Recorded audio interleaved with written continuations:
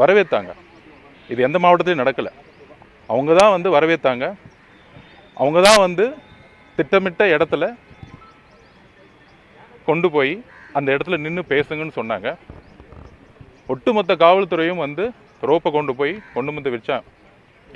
எந்த இடத்துல நிப்பாட்டினாங்களோ அந்த இடத்துல நிப்பாட்டினாங்க. தலைவரும் எல்லாம் கம்ஃபர்டபுளான்னு கேட்டுட்டு மேலே இருந்துச்சு பேச ஆரம்பித்தார்.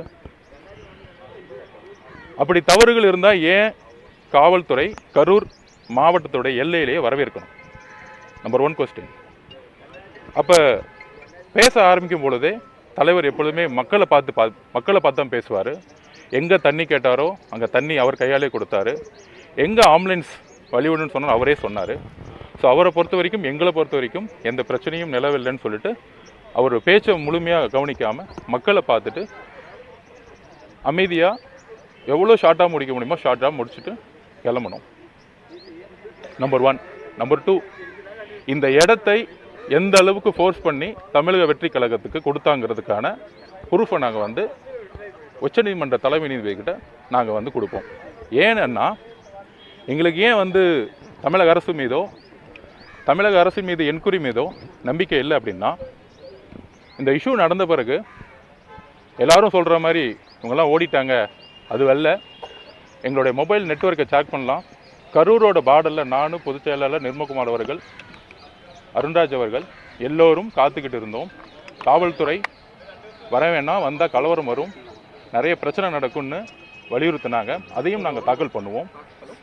ஒரு திட்டமிட்டு தமிழக வெற்றி கழகம் வரக்கூடாதுன்னு சொல்லிட்டு அந்த இன்சிடென்ட் நடக்கும் பொழுதே ஒட்டுமொத்த மாவட்ட செயலாளர்களையும் ஒட்டுமொத்த கட்சியும் தடியடி நடத்தி ஒரு மிகப்பெரிய தீவிரவாதிகள் மாதிரி யார் அடித்து அனுப்பிச்சாங்கிறத நாங்கள் பதிவு பண்ணுவோம்.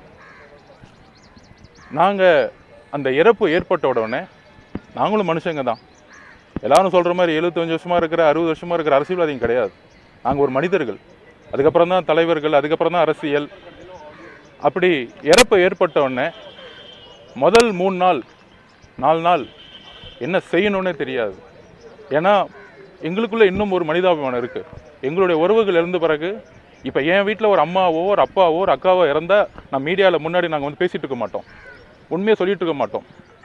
இந்த சந்தர்ப்பத்தை திமுக பயன்படுத்திட்டு அன்னைக்கு ஃபுல்லாக என்ன நாடகம் பண்ணாங்கன்னு உங்களுக்கு தெரியும், மக்களுக்கு தெரியும்.